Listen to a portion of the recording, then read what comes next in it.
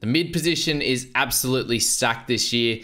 There's going to be the odd cash cow in there. There's plenty of guys in this mid-tier value, and then obviously all the guns up top. And with a lot of people starting with Payne Haas and potentially one other guy that has a tiny bit of value up top that is a gun, to add in the guys like Curran and the like in this video here, it's going to be a very, very full position. And I don't think you can select all of them. It'll be very, very hard to do so. You're going to have to miss out on one or two of them. And then, if things go poorly with one of them, you could do a straight swap. And I think it's going to be fairly easy to do things like that. But firstly, guys, just a big thank you to everyone who watches all of these videos. I do really appreciate all of you guys, turning up each and every year to listen to me and all the love you guys show. It's I'm super thankful for all of it. So really, as I said, there's a lot of options in this section. It's going to be hard to go with all of them. And you may not want to, may not even want to have a lot of these mid-tier guys just because of all the top guys that you could slot into and, just get their straight out points. So I really do think it's going to depend on how many cheapies come up in the center and also the wing fullback position. So really, there's two options here. More of them could mean you take more mid-tier players because you have a little bit more cash that you could use in this level here. But also might mean you want to use that cash for those top guns as well, and then jump on the mid-range guy that starts well and get him in sort of round 2 or 3 or something like that, and not take the round 1 risk. It's completely up to you on that one. There's going to be a lot of these guys that aren't going to be of too much interest to you guys, but there's sort of 8 guys I think I've got here that I think are going to be someone that you want to have a look at, definitely, and potentially slot them in your side. And we'll kick it off with Christian Welch there at 615k, the average of 44.7. It's pretty well where he averages for the most part. He was well undervalued one of those seasons, probably 3 years ago when we all had him, and he's been the same guy since. So a very consistent man. It's just going to be this or less for him. Victor Radley, you look at him with a 44 average as well. He already plays 73 minutes. There's no real upside. Even for sort of stretches of games, he seems to not sort of go 60 plus for a bit and then go really poor. It just seems to be up down each and every game. Dave Clemmer, 597, so a bit of a fall from grace from him at 43.4. I don't think he's the same player anymore, just as my opinion on that. He dropped 12 minutes a game last season and he had less attack. So this is one of those guys that people thought that he might have been, he had that one good game and got some good minutes. And then people were like, oh, do we grab onto him? And I was kind of I just wanted to see more of it, and it just never came. So I think that he's one that you can just let go through to the keeper. Ruben Cotter, first man on the list we want to talk about. So 587, we'll look at his footystatistics.com as well. The average is 42.7, so super low. And by the time you watch this video, you would have seen the Cowboys update as well. And we've got Scoop's thoughts on that, and you'll get a little bit of a deeper dive from myself right now. So for him, in 2022, he averaged 53 in 58 minutes. Last year, he averaged 46 in 58 minutes. So this is when you change it to games over 40, which I'll show you in a second. So that's a 7-point drop. And you look at it, and it's down 4 tackles and up 1 miss.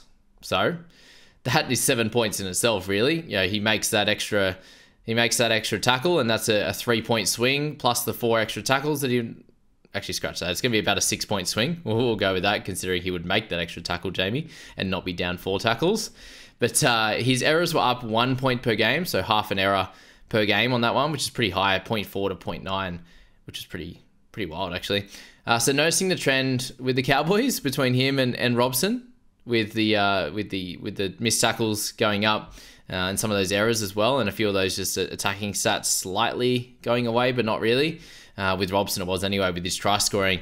Cotter actually scored a couple more tries than he did the year before. So do you believe in the Cowboys' discipline bounce back? That's going to be your big question mark coming into this season if you want to start with Cotter. And he's been in and out of my initial starting team just based on the fact that he is so up and down. So you look at 2022 there, and it was pretty viewing, really. 52 in 57 minutes there. And majority of those games are pretty high minutes. You have a 38-minute off the bench in round 20, again, after Origin. And then you have sort of a 49-minute game up here where he picked up 52 anyway. So the 37 tackles and 1 miss is really, really telling when you look at 2023 for the 31.8 tackles for 2 misses a game. So both him and Robson really up on that front. Do you think that he can bounce back from that? Look, if you take out a couple of the lower scoring games, then sure.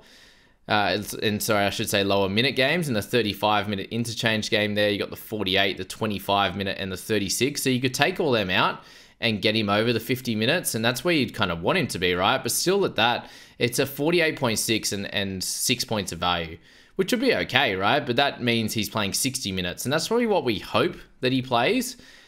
If he is to get the 60 minutes, then we'd like his discipline to turn around.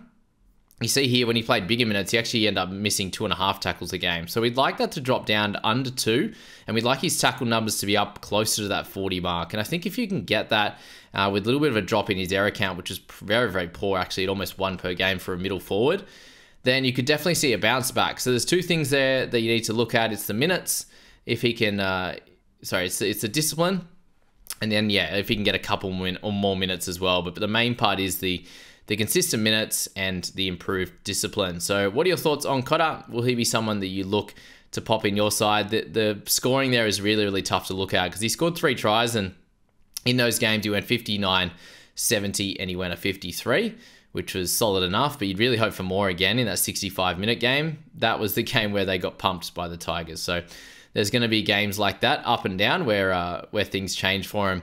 And he had that other game against the Tigers where the Cowboys smashed him in return, and he played low minutes in that one. So very, very all over the shop. I don't see much of a downside with him on a consistent sort of across the season or up until Origin basis, but you do have to look at him and go, well, he's going to miss this 3 games here, the 13, 16, and 19. He doesn't have any buys early on, which is cool, but you know, you're really hoping that he comes out and knocks out a 50 average pretty comfortably. That's 7 points of value, which is solid, but that's up in the air as well, and you need that, and then you're going to be trading him out anyway. He's not someone that you can keep over that time. So Cotter is definitely an interesting one, and it's going to be a long video, guys. I'm sure as I'm going through this, it's going to end up being very, very long. Utukamanu, so 587, 42.7, played 46 minutes a game, needs to be up at about 54 minutes, and then he can average about 50 points. But I just don't see the 54 minutes coming. Clem has already dropped minutes. I don't see much of a drop further from anyone else, so I think that's unlikely at this stage. You go to James Fisher-Harris next on the list at 584k, average of 42.5, and he lost 3 minutes a game in 2023. That likely stays the same. I would imagine, 3 minutes is not a big loss, but there's small potential for a little bit of bounce back for him, as he wasn't the same after his injury. So he started well, averaging well into the mid 50s there, and then had the knee injury, and yeah, it wasn't the same from there. So yeah, he had a big long stretch where he'd hit in the 30s and 20s pretty regularly. So there's definitely some upside, and the year before he averaged much higher at the 46, 47 range.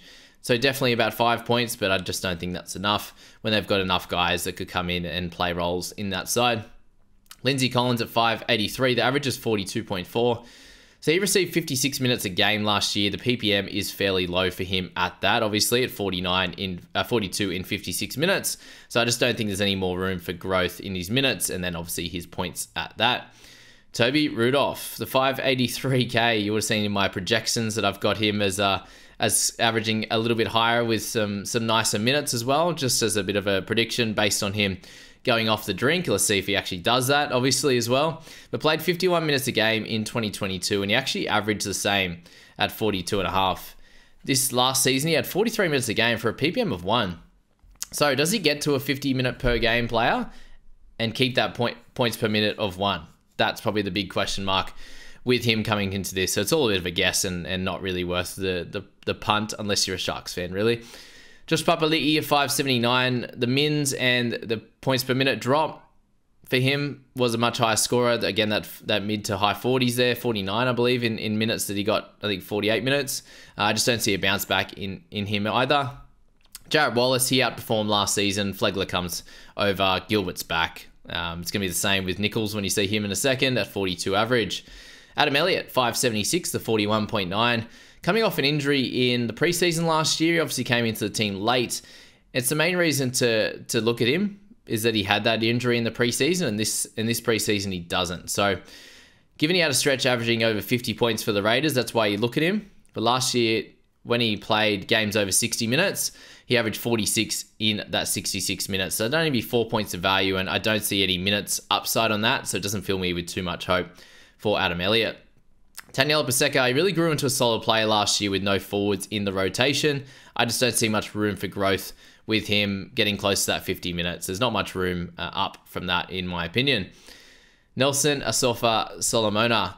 Mid and the edge duel is obviously nice. A 564, average 41. When he plays on the edge, sometimes he scores really, really well. And that could make you fall for the trap because he then gets a 25.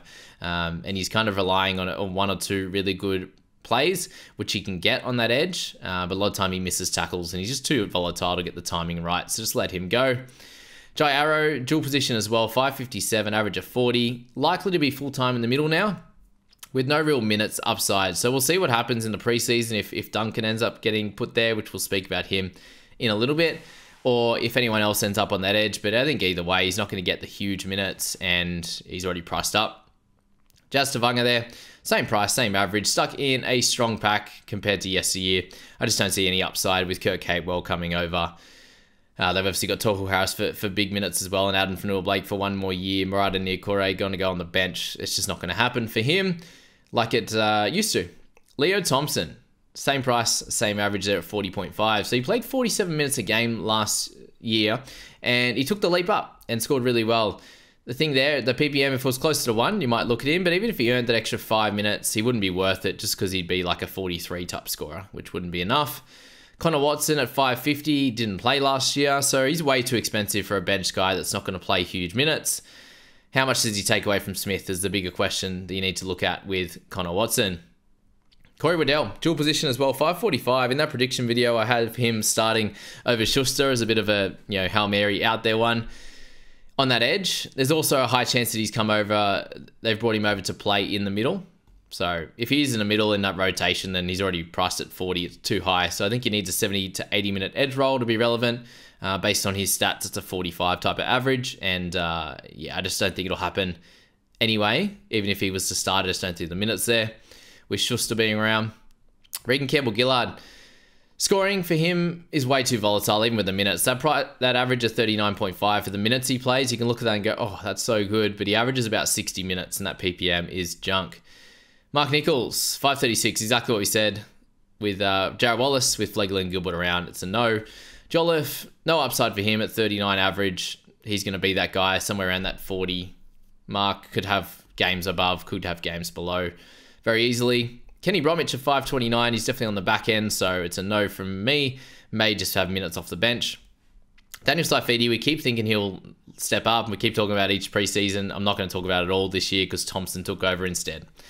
Dale Finucane at 514, he's at the back end of his career as well. I don't see any upside on him. Minutes maybe drop a little bit as well, with Cam McInnes being the guy that stood up and really showed some importance and some steel in the middle, which they really need, obviously. But Finucane brings that great experience and winning culture. Rodney Niokore, likely off the bench, guys. So too expensive after starting last year. Flegler, the next guy on the list that we will talk about, given he moves over from the Broncos there. So at 513k, average is 37.3. You could see a little bit of value until you look at the numbers and you go, maybe not. He's going to be the pack leader. He's got a PPM of 0.84. So that has him needing about 53 to 55 minutes to make 8 to 9 points of value there. So that's a lot of minutes, to be honest with you. And there's a high chance that he gets somewhere near the 50 mark, but above that, that's a bit of a stretch in my opinion. As I said, there seems a stretch to get him there every week. Probably plays those minutes sort of every 2 to 3 weeks. So let's jump in and have a look at Flegs there at that average of 37.3. So if you look at 2022, for example, let's just go back. He averaged 38.8 in 43.8 minutes. So very similar output, but the slightly lower minutes, if we're correct there, basically the same in those minutes. So a little bit less in 2023. And does that actually change when he gets that sort of extra 7 minutes with that PPM? That's sort of 5 points of value. And I just don't think it's enough to kick things off. He has a buy in round 3. Obviously has a lovely buy schedule, but that doesn't matter because he's going to be an Origin guy. So I just don't feel like it's going to be worth it for him. You want early points and early money gains from these type of mid-ranges, and I just think with a buy in round 3, it's probably a no for Thomas Flegler there. The next guy, which we'll get to shortly, is Josh Curran. So that's Flegler, probably a no from me. Bromwich at 510k, average of 37.1 at tail end of his career as well. It's going to be low minutes for him. Lindsay Smith, 510k, average of 37.1, exceeding expectations in mins available last year is what I wanted to pop down for him. He's obviously a workhorse there, but much of the same with a 0.9 ppm. That means he played 40 minutes a game, and I just don't see much else from him. Jordan McLean's a no, kind of a plotter for the Cows. We love him, obviously, but not for fantasy. Josh Curran, so the 501, the dual position, great news. Average of 33.8, but priced up into the 36.5 range. So, yeah, that's annoying for a starter, but likely to play bigger minutes there. So when you look at him, he averaged 47 in 64 minutes across edge and middle in 2022. So either way, didn't matter on that one. And the minutes were, yeah, it's reasonable. And if you look at a 47 average, that's 13 points of value. In the edge, he averages 51. Lock average of 55 in 70 minutes. So easily just needs sort of 60 minutes to be an easy 45 plus guy without even sort of trying too hard there. So if he's named to start at lock or anywhere, lock him in very, very simply. Not much else to say on Josh Curran there. If you want to look at his stats, it's very, very nice reading. If you look at second row stats, even just say you include those low minute games, it's 51.6 in 74.5 minutes. It's incredible. The lock stats, 55 in 70 minutes. Too easy. Even interchange, if he was to play off the interchange, but he got over 40 minutes. He's a 40 guy. So less value, but still 5 points of value, and that's in 53 minutes off the bench and not in that starting role. So really, at worst, would he get 53 minutes? 55 minutes is still a 40, and it's a pretty easy one. Dual position guy. Plays each of that first, 7 rounds. They have a bye in round 8. He plays 13, plays 16. It's just a knockout blow. Very, very easily there. Oh, can't wait to talk about Terrell May. What a man. Kamikamica there, 495, averages 36 in that one there. So he's going to be anywhere between a 35 to 40 guy, so you avoid at that one. All right, let's talk about Terrell May. All you have to do is look back at those couple of games of the final series, and I suppose the back end of the year and into the finals, sometimes people just get on a bit of a roll and they absolutely dominate. And you can see that a lot with the Titans when they finish well. You saw it with the Manly boys when they finish well, but I think it's a really different kettle of fish when you're doing it in a final series. And you're looking at it here, and let's just go straight out with it. Jared Waerea-Hargreaves was out. So their enforcer was out, and Terrell May slotted into that role perfectly off the bench. So in that second week of the finals, he scored no tries and got 84 in 56 minutes. So he's an offload king, a tackle bust king, and an absolute workhorse there. So yeah, that's probably all I had to say on that one, really. 56 in 54 minutes in the first week. He's an absolute beast. So as I said, granted he was out, but Crichton played decent minutes off the bench in one of those games. He got 49. And I think by the end there, he was well ahead of Egan Butcher, where he was getting sort of low 20s minutes, and he'd start for 20 odd, and then May would play the majority of those minutes. So in my opinion, I think he's ahead of him, and he should go into this season ahead of him as well as a really important player through the middle, and one that when the Roosters were finally playing well, he was the guy that was really helping him out. And with a team that struggles so hard at the start of the season, I just don't see a world where he doesn't play decent minutes, and you'll see here it doesn't need to be a hell of a lot of minutes to be super relevant. So just remember he's at a 35.8 price / average. So he averaged that in 33.3 minutes last season in the regular season. So obviously higher than that come finals. In games he got over 30 minutes, he scored 42.6 in 39. 42.6 in 39 minutes if you filter it to that, which is great. That's obviously 7 points of value there if he was to get 39 minutes, which is pretty low. If he gets 45 to 50 minutes, it's a slam dunk, sort of 50 average, right? Pretty comfortably there just based on his PPM. Now, the big question is, do they play him the same way they did at the end of the last season? All it takes is one injury, and I think they do. Obviously, with Waerea-Hargreaves coming back, how does that slot in? I think he doesn't play the mid 50s minutes. He probably goes back into the 35 to 40 range. And that's a slight worry, obviously, but he has all the upside in the world, in my opinion. Yeah, that's probably the big thing. So we need more info, please, Robbo. That's all we need. Anywhere around that 40 minutes, and I probably have to take him, right? Because he can absolutely take games away from him, and there's not really much downside there if he was to get somewhere around that 40 minutes, but we need more info on Terrell May. So yeah, you look at him here, it's obviously just mainly last season, a couple of games in 2022, but for the most part there, he improved last year in 2023 there with those scores. So yeah, a couple of big ones there at the end really is where you want to look at. A 48 and a 55 minutes. He had a lot of like really solid scores earlier on. The 42 and 33 was cool, but it was his work late was big. 59 in 39, 54 in 41, the try in 36 minutes for 50, and a 48 in 51. So just works really hard. Hardly misses a tackle. He missed 6 all season in 14 games or whatever that is, 13 games. So 21 makes, 0.4 misses, and then 100 meters gained with plenty of offloads and plenty of tackle breaks. He's a guy that you want to look at. It's a slightly awkward price, but he's firmly on my radar at the moment. Tevita Totola, he's going to come up next. Hess is a no, just clearly. Totola there, 485, 35.3 is the average. So his career average, 40 points in 44 minutes. So there's already 5 points of value straight away with that one. In 2022, he was a 46 in 48 minute guy.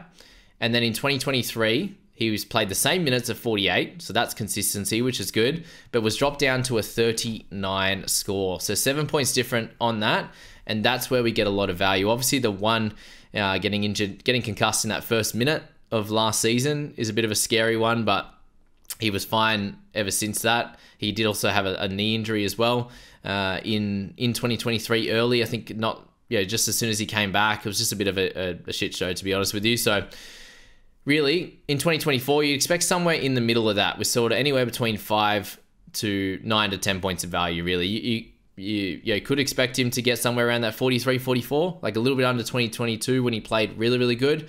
But if he got 48 minutes in those 2 years in a row, there's no reason to expect that drops coming into this year when he is coming into it fit and doesn't have coming back off concussion and a knee injury as well. So big news for Totola there. And all you have to do is have a look at his 2022. And I know a lot of us will look back on this and hit and hope. But 64 in 64 minutes there, he had 48 of 53, 45, 82, a low 127, but 77, 58, and then some mid 40s and a 55 to finish in really good minutes. So he can definitely do it. 2023 was the worry there. But really, when you're looking at, it's a lot of consistent early 40s scores. And all he has to do there is be a little bit fitter and probably get the odd tackle break and the odd offload more, given they were at 0.6 and 0.1, where in 2022, they were 2 tackle breaks a game, and he's not really much of an offloader. So you're probably focusing on that extra tackle break a game, which would work well. And then those general minutes and work ethic, just because he's a little bit fitter coming into the season. So that's Tevita Totola. It's going to be a fun ride. Not too crazy upside, but probably an easy single or an easy double in baseball, if you want to call it.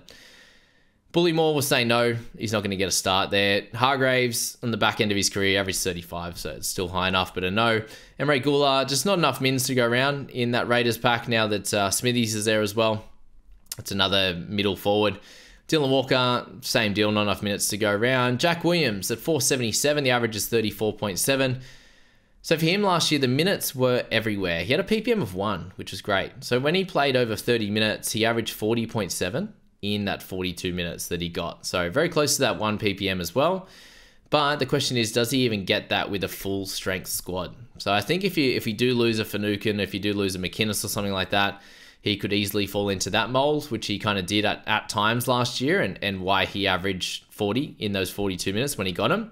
So if that was the case, that's 6 points of value, which is pretty cool, but I just doubt he gets that from the start. But yeah, still a very interesting play at that mid-tier. If he happens to get some low minutes in the beginning and gets around that 400k mark and then gets that 40-odd minute roll, then he could be a slam dunk sort of 10 plus points of value pick. So just keep him in your mind, I think. Moses Leodard's a no. Boland, no. Molo, no. Aloye, I went to have a look at him. I was like, oh, he scored well. 2022, not 2023. It's a no from me. On that one, Jason Taumalolo, we're in the home stretch, guys. We go all the way down to 400k on this one. Tallis Duncan is our finisher. 468k, average of 34. Can you believe that Taumalolo actually averaged 62 2 years in a row in 2019 and also 2020? Absolutely wild. His average gets lower and lower each year. Dropped from 44 in 22 to 34 this year, just gone, with 6 less minutes a game. So as a Cows fan, I really hope he bounces back. But how do you even have the balls to start with him? Really is my thoughts there. So you look at 2019, absolutely wild, a 61.7 in 64 minutes, 61.7 in 61 minutes, 48 in 59. So you see both dropping minutes and points. 2022 played a lot more games, but 44 in 54 minutes. And, included 29 minutes at the end there. There was sort of some up and down games, 26 to 31 minute game.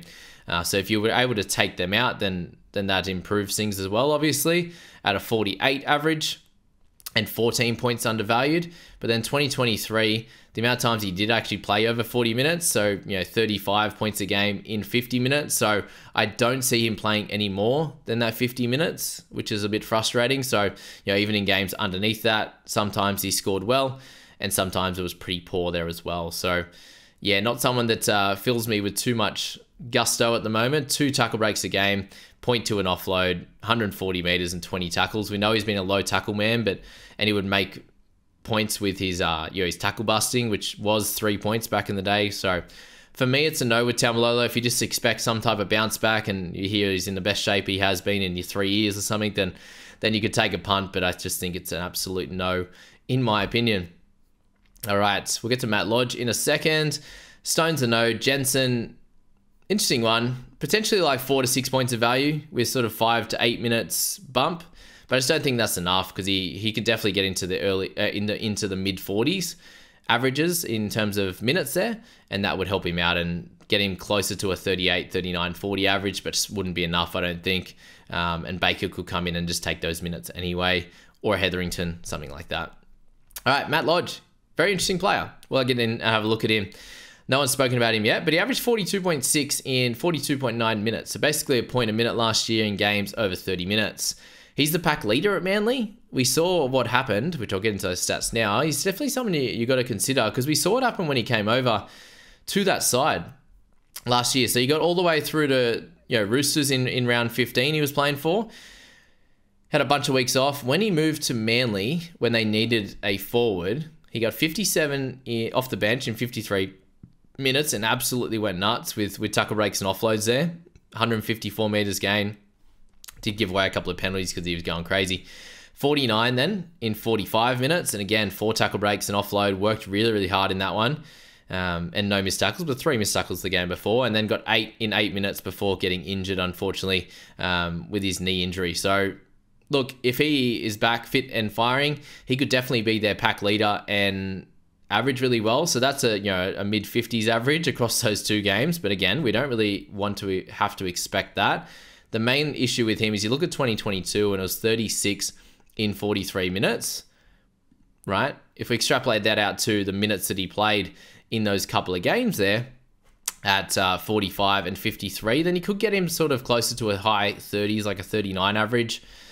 Over a season is probably the worry. Like, can he do it regularly? 46 in 51 minutes in 21. That is a few years ago now. 3 years it's going to be. So you're really relying on sort of that couple of games for Manly in 2023 and his 2021 season, because 2022 wasn't too much drop. The minutes were pretty good at 51. If you could get anywhere near that with his sort of PPM over his career at 0.9, I believe it is, 0.89 there, then you're looking at somewhere in the 40s, and that's close to 10 points of value. And you'd be silly not to look at him, especially with the run that he's got. You get him all the way to around 13. You could hold him for that if that worked out, and he plays 16 and 19. But yeah, we're thinking a long way ahead for someone of Matt Lodge's caliber, that's for sure. But hey, it's an interesting one, that's for sure. Isaac Liu, he's a no for me. Hame Sele, I'd look at him. 36 in 42 minutes is what he averaged last year when he got decent minute games outside of his injury affected.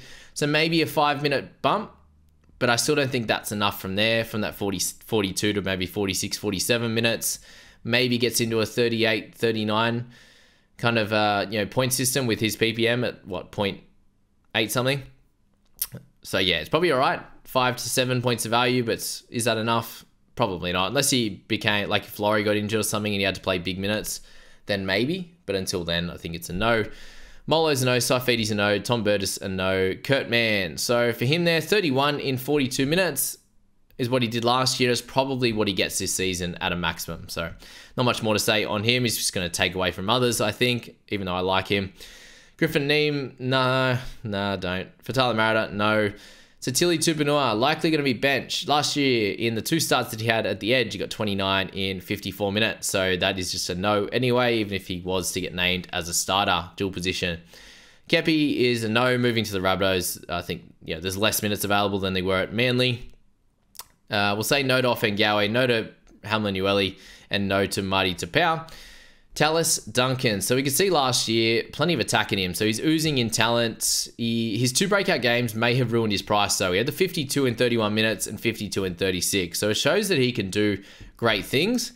But he's averaged at 30 now. He's priced at that 30. So with those minutes, for the most part, as we'll see in a sec, it's going to be hard for him to get past the 30 to 34 average, even with some of those bigger games, which we'll see. There's a little bit of talk of him moving to the edge, which would just make him a no-brainer purchase. Anything over sort of 50, 60 minutes, and at that price, I think you'd have to go for it with his ability to score tries, make breaks, and the like. If he's just on the bench with no knowledge on the role, then it's likely a bit of a wait and see. So we'd have to find out if there was some knowledge around his role. You see those games last season there, 13 in 18 minutes, 13 in 19 minutes. Those PPM games aren't great. 35 in 36 and 31 in 39 are both fairly solid, especially that 35 one, and then a 14 in 26 in that last game. So the main worry is that if he's off the bench, he gets somewhere around that 30 minutes on a weekly basis, 35 maybe, if you're lucky. They do have Silva Havili back. They do lose Hame Sele, so if he was to take Sele's role at around that sort of 40 minutes, then that would be fine. I think that would be worth popping him in your side at 40 minutes.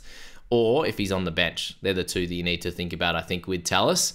But until we find a little bit more out of coach and out of the team, then I think Tallis is one of those guys that we can just let go for now. And then find out and see in those first couple of games. And if he does well, you could bring him in at 450 or something. Like, it's not a big issue. All right, let's finish things off. Thanks for being here. Thanks for sticking around for the entirety of the video. If you have stuck around for the entirety of the video, let me know in the comments if you did. So thank you for that. Best options for points and value. Josh Curran. So he's got the dual GP. He's got the DPP. I need to be done with this video, don't I? DPP and a high chance for the lock roll. And if he does, it's a 10 to 15 points of value very, very comfortably. So he's number 1 on the list as sort of the safest option. Terrell May I like as number 2. Just because I think he has the highest upside out of all these guys. So if he has the PPM, he just needs to roll anywhere between 0 and 15 points of value. Whereas Curran, I think, is very, very safe. Totola, definitely could bounce back. Anywhere between 2 and 10 points of value, in my opinion. Cotter, it's about the minutes and also the discipline from him. Anywhere between 2 and 10 points of value. Matt Lodge, the pack leader, is he a guy that you could just slot in and get close to that 10 points of value? So 5 to 10 points for me. But have him as 5th best option, and then Tallis Duncan in there. The role and the min's uncertainty. He could be a guy that has 15 points of value. He could be a guy that probably has 0 to sort of 3 or 4 points of value, and we won't know for a little bit, but hopefully we do find out fairly soon. And, well, at least before round 1 would be nice. But, yeah, thanks for being at this mid-range middies video, guys. Let's see how many of these guys actually have some value. I really appreciate you being here, and we'll catch you in the next few videos.